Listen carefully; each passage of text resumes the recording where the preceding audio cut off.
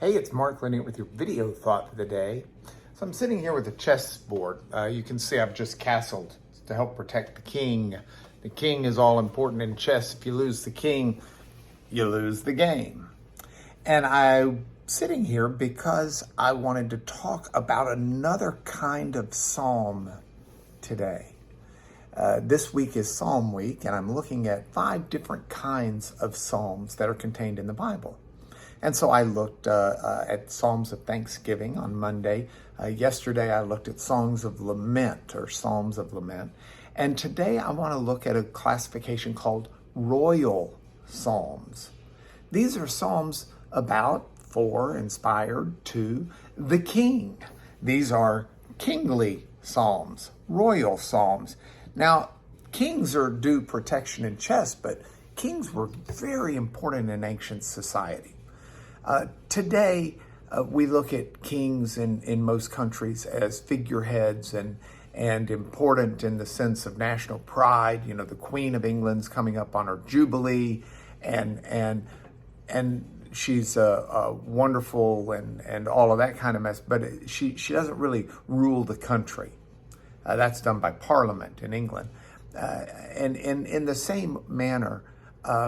Most countries today that still have a king just have him as a figurehead, not as someone who's critical to the running of the country.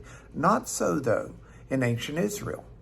The king was El Jefe. He was the boss. He was numero uno. He was the one. And what the king said was law, and what the king did was something that had effect on the whole country. And the king was looked upon by God as someone who was responsible for leading the country in holiness too. The king was expected to be right before God and to do things that were right before God. So it became absolutely critical to Israel, and they understood the importance of a king being holy and right and just and helping keep their nation safe. So when we look at royal psalms, we look at them in a little bit of a different context. Now, you might already be saying, what does this have to do with me, and what does this have to do with me today?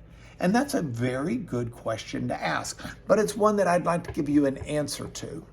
One of the key royal psalms is found in Psalm number 20. It's a prayer for the king. And I love this psalm. I find it instructive because I find it a prayer I need to be praying for those in position of authority and in leadership. But it's also important just to pray this psalm for people you care about, people whose well-being is important to you. And so I find Psalm 20 to be one of the best prayer psalms you'll find in the Bible. But I also find it and other royal instruction psalms important because it imparts to me a good perspective that I should have for all believers, all of God's people who are all seeking to serve God in their life. So I want you to look at Psalm 20 with me for a moment. And before I look at it, I want you to think of someone you might want to pray for. And as I say the psalm with you, then turn it into a prayer for that person. It can make a difference.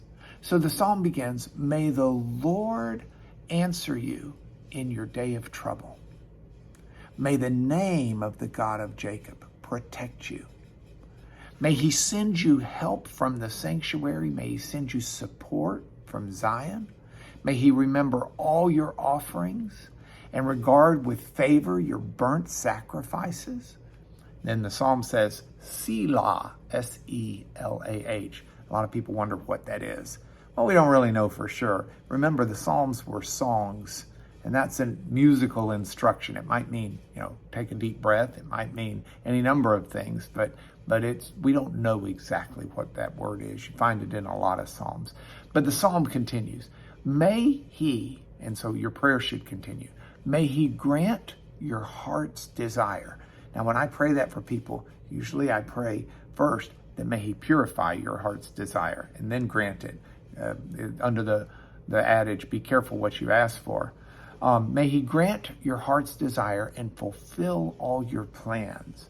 May we shout for joy over your salvation. And in the name of our God, set up our banners. May the Lord fulfill all your petitions. Now, some trust in chariots and some trust in horses, but we will trust in the name of the Lord our God, because the Lord saves his anointed. He'll answer him from his holy heaven with the saving might of his right hand. So while others collapse and fall, we rise and stand upright. And the psalm ends with, O Lord, save the king, or you pray, save whomever. And may he answer us when we call. That's a royal psalm with a modern twist, and it is something that you can pray for anybody, be they king or be they pawn. And that's your video thought for the day.